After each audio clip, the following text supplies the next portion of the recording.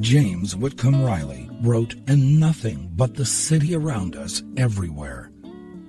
Climb clean above the roof and look out from the steeple and never see a robin, nor a beech, nor an elm tree, right there in earshot of at least 1,000 people, and none that neighbors with us or we want to go and see. Hello once again, I'm Don Jackson. During the recent heat wave, I was reminded of Tennessee Williams' Cat on a Hot Tin Roof, and wondered how any creature would choose to perch on any kind of roof in that blistering weather. And yet the rooftop of an apartment building or condo might offer some kind of ease from suffering through the hot, humid weather. In the August 1983 issue of Glamour magazine was this about getting away from it all when the world becomes either too much to handle or too hot. And I quote, "When even closing the door won't really do, try your roof. Revel in the feeling of being close to the sky and survey life from the splendid solitude of treetop level." End quote. In the July 1994 issue of Glamour was this: "I create a quintessential beach environment on the roof of my apartment building," says Audrey.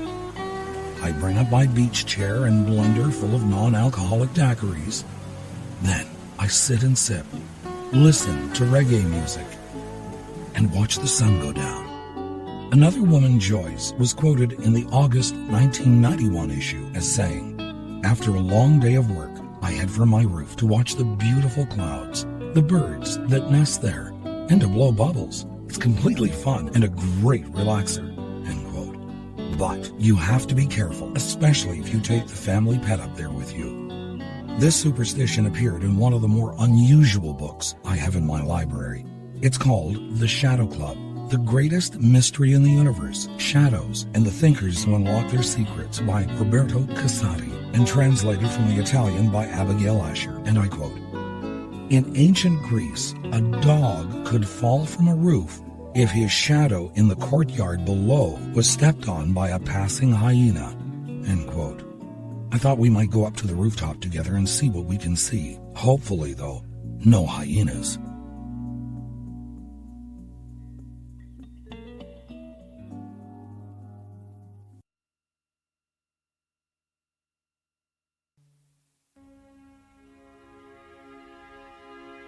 Another old superstition suggests it is ill-omened for a homeowner to find a raven or crow, any bird sporting a coat of black feathers, on the roof. On the tops of some tenement buildings in the boroughs of large cities like New York, LA, or Toronto, you're likely to stumble upon anything but what you might at first expect. Rather than just tar and shingles, you're more than likely to come upon a place at first glance safe from city strife, an oasis in a sea of concrete, complete with growing plants, little garden plots, chaise lounges for sun-tanning in the day and enjoying a cooling breeze or stargazing at night. In the private time column of the June 1991 issue of Glamour was this, and I quote, "City dwellers are especially creative in adapting life to their limited outdoor spaces. Balconies, stoops, parking lots, and roofs are pressed into use. I sunbathe, read the paper, even barbecue on my roof," says Randy. "The sense of freedom and escape from the city makes it well worth the effort." End quote. The heat and humidity of summer in the congested streets where these run-down apartment buildings have been built almost right up against each other can be almost unbearable. Those who are too poor to afford air conditioning will climb the stairs to the rooftop to find some faint trace of a breeze that just can't seem to make it past the thick fumes of clogged traffic in through the open windows below, windows where the curtains hang limp and motionless in the sultry summer night.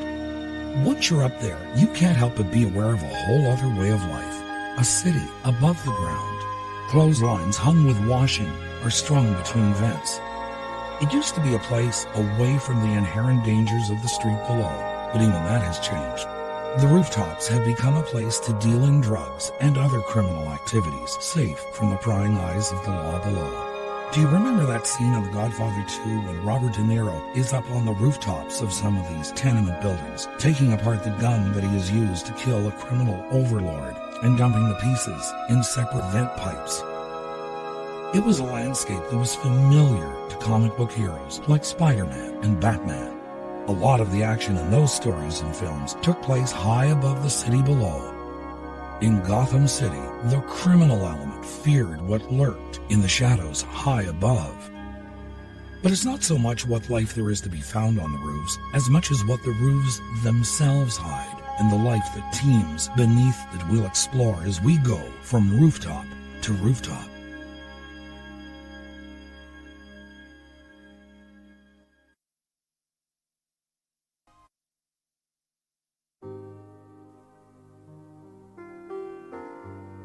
Poet Charles Hanson Towne describes the life below a tenement roof in one of the poorer parts of the city.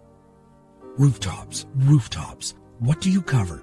Sad folk, bad folk, simple people, children of despair. Rooftops, rooftops, hiding pain and care. Rooftops, rooftops, oh what sin you're knowing, while above you in the sky the white clouds are blowing. While beneath you agony and dolour and grim strife fight the olden battle, the olden war of life. Rooftops, rooftops, cover up their shame, wretched souls, prisoned souls, too piteous to name. Man himself hath built you all to hide away the stars. Rooftops, rooftops, you hide 10 million scars. Rooftops, rooftops, while I know you cover many solemn tragedies and many a lonely lover, but you hide the good that lives in the throbbing city, patient wives and tenderness, forgiveness, faith and pity. Rooftops, rooftops, this is what I wonder. You are thick as poisonous plants, thick the people under. Yet roofless and homeless and shelterless they roam, the driftwood of the town, who have no rooftops and no home. One can only imagine what it must be like to live without a roof over one's head. There are as many roofs as there are dwellings below that they protect. French roof, gable, gambrel, hip and valley roof, a dome, the flat roof, a lean-to roof, mansard, M roof, a pantile roof, a penthouse roof, pitched and pyramidal roofs, a shed roof, to name but a few. Roofs can be made of all different kinds of materials: shingles, slate, a thatched roof, a roof of tiles, and in some countries, even mud. There can be a roof deck and a roof garden on the rooftop. There may even be skylights to let in the light of the sun and the stars. Satellite dishes have replaced TV antennas that now clutter rooftops. A neighbor and I recently talked about putting up solar panels to offset the high cost of hydro. Some people put up solar heaters for their pools on the roof. The heat from the sun on the shingles helps to warm the pool water passing through the hoses. And now with Google Earth, you can look down just upon any roof on the planet from the safety of your own computer. Most of the people you'll meet during this webcast need no urging to climb to the rooftops of the city. They go freely and willingly, and there is certainly no goading them to stay. And from the open windows below, a clamor of sounds, each trying to outdo the other, music, laughter, and tears. And through the din comes a simple melody, played on the keys of a piano, and a drama about to unfold. Let's go up the ladder to the roof.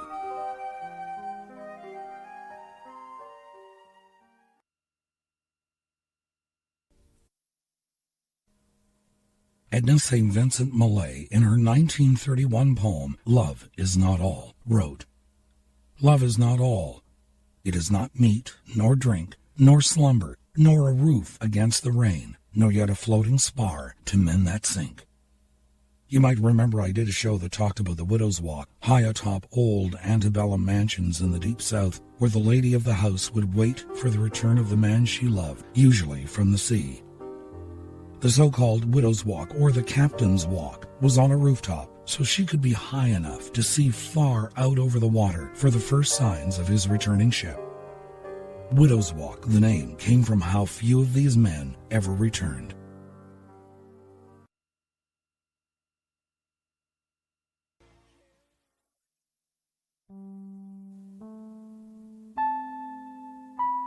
What we need is a good place to dance in the moonlight, not in a darkened nightclub lit with flashing, pulsating colored lights. a place to dance in the moonlight, high above the glare of city lights. Perhaps a rooftop. I suppose if you can't find a rooftop dance floor with the band and the moonlight, a courtyard is better than none. I remember when they finished the final section of the CN Tower, one of the steel workers stood at the very top of the tower in the high winds and seemed to dance a jig. The photograph of him doing so was on the front page of one of the dailies. That truly was a dance on the rooftop of Toronto. Now, I'm sure he was on a safety line attached to a harness. He certainly seemed to have no fear of heights or of falling.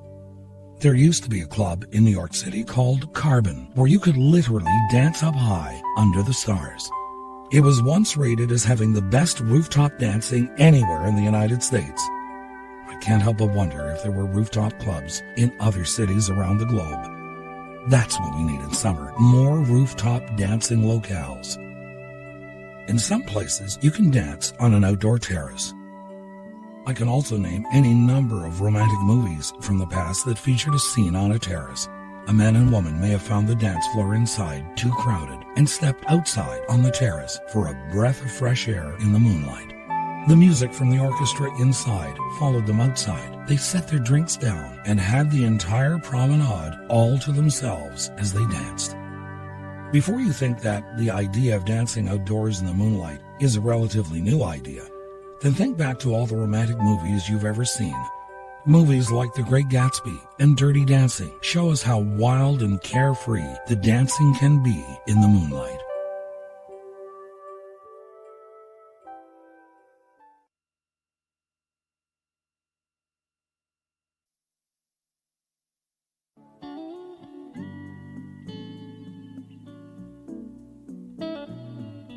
Since there are very few night spots that allow this kind of outdoor venue, what do you need to create your own rooftop dancing under the moon and the stars?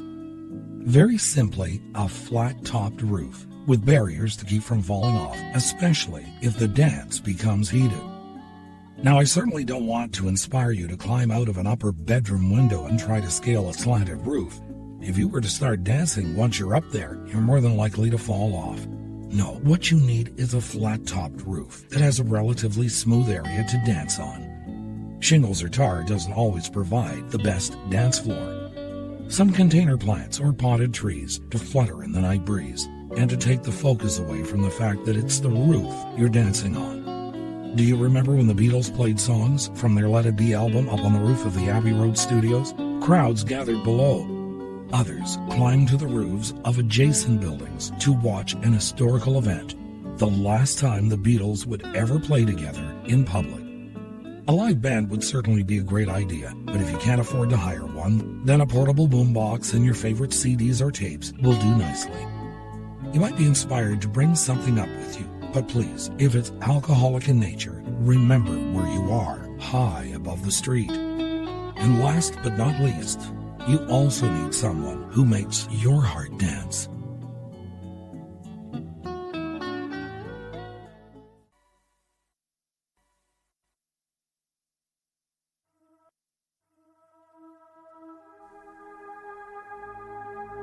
If you're game, but your significant other is not as adventurous as you, it may take a little coaxing, but I'm sure once you try it on a night that is clear and warm, you'll look for any excuse to do it again.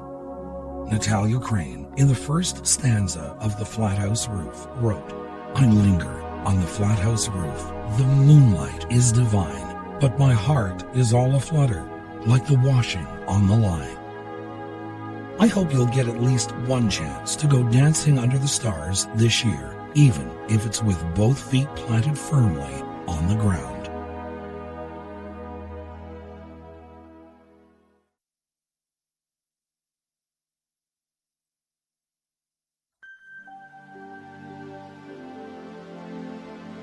Take a long look at the moon tonight. Lady Izumi Shikibu wrote this next poem, translated by Jane Hirschfield and Mariko Aratani. She saw the same moon you did, but almost a millennium ago. Although the wind blows terribly here, the moonlight also leaks between the roof planks of this ruined house. They can leak and be repaired, They don't last forever, but generally they serve their purpose well. They provide us with safety and security when the day is done. I want you to consider the monks living high in the Himalayas. They were of the belief that this was as close as they could get to heaven on a physical plane. Have you seen Ang Lee's Crouching Tiger, Hidden Dragon? It's a film that at times makes you feel like you're in a dreamlike state. The beautiful choreography of the hand-to-hand swordplay, gravity-defying feats of strength and courage on sheer walls, and during those breathless few moments flying across the rooftops of ancient Peking. It's an incredible love story and a tale with a deep spiritual meaning. The sequences high in the canopy of the lush green forest made my heart almost skip a beat.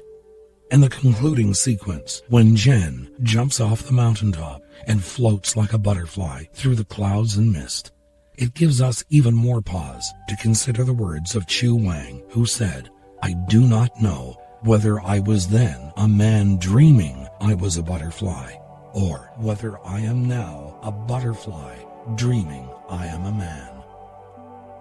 Just be careful on the way down. Good night, sweet dreams. I'm Don Jackson.